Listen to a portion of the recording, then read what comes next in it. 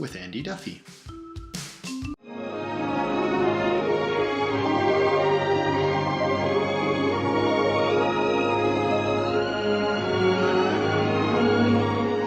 This is from the classic old movie 10, which brings us to our Making It Work tip this week.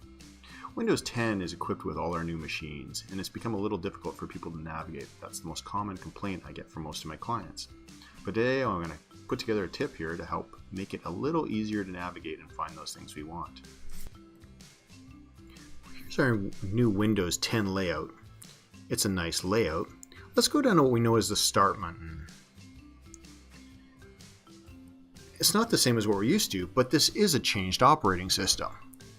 But we want to see how easy it is to do things. So we want to look at Control Panel or Add Printers, because these are the common things we do. But we'll go to Settings, because Settings should be a place to add printers. It doesn't look like Control Panel, but we have Devices, which would be a place to add printers. But this is a different layout again, which means I'm going to have to get used to this and spend more time than I wanted to just to get myself operating for an upgrade. But let's take a look at things like working with programs.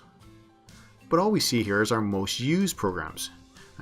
But if we go down to apps, we see the rest, and they are alphabetical, but we could do this in old versions of Windows and still get what we wanted to get done and do it effectively.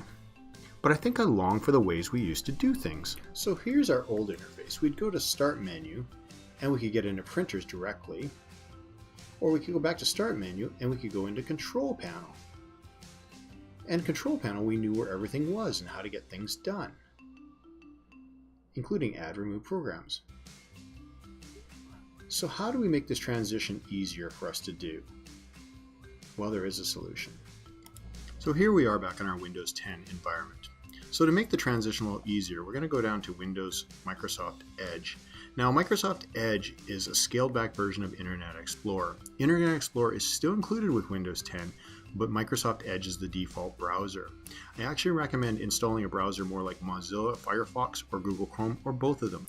They're much more secure, and they both have their pros and cons. But let's use Microsoft Edge for this example. Up on the top, we're going to go to our address bar, and we're going to type ClassicShell.net. That'll take us to the Classic Shell page. I will actually include the link for this in the description below this video so you can use it to get the program. We're going to click on Download, and if you like the program, you can come back later on and donate to the program. It is free though. I let you know that this program is free and it works exceptionally well. So we click on Download, and it'll bring us to all the places we can download, but you don't have to worry about it because it will automatically download. As soon as it's done its download, you can open the folder.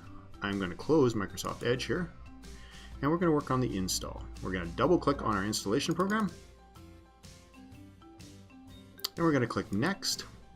And then you'd like to take a look at the licensing if you care to, not a bad idea. Click Accept, and then move on. The default settings will work for this installation. We'll click Next again, and Install. We want to allow permission to install this program, so we say Yes. And we don't have to read the release notes, but if you want to, you can, but I'm not going to bother. So we're going to unclick View README File. Click Finish. We're going to close this. And now when we go back to the Start menu, we have a chance to configure it to something we're more used to. I'm actually, in my case, I'm going to pick Classic with 2 columns and replace the Start button. So I know this is a different shell than I'm used to. And if we go back now and we click on our Start button, look at this. We have a Control Panel, and we have a Control Panel we're actually used to. If we go back in again and we want to get to Printers, one of the most common ones we like to use, we click on Printers, and Printers is available, so we can add a printer easily. Going back to our programs are the way we used to using them. We click on Programs, and here we find them all.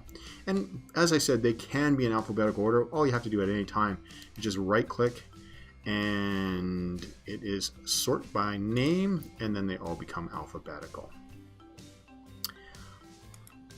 Another part of Classic Shell to let you know is if you right click, you can get back into the settings at any time and try the different configurations.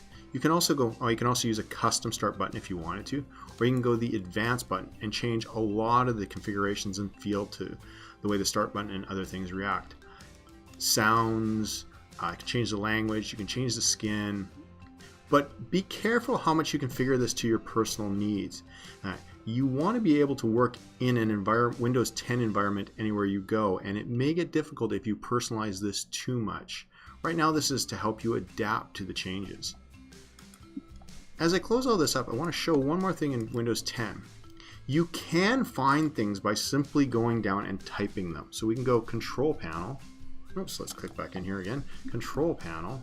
And we can get to the Control Panel that way.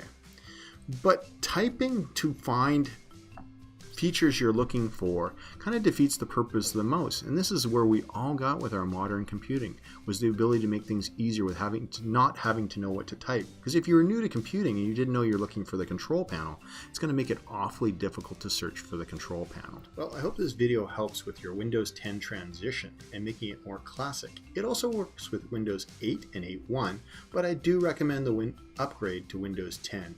It is a much more stable operating system. If you like this video, you can hit the subscribe button for more videos, and this is Making It Work.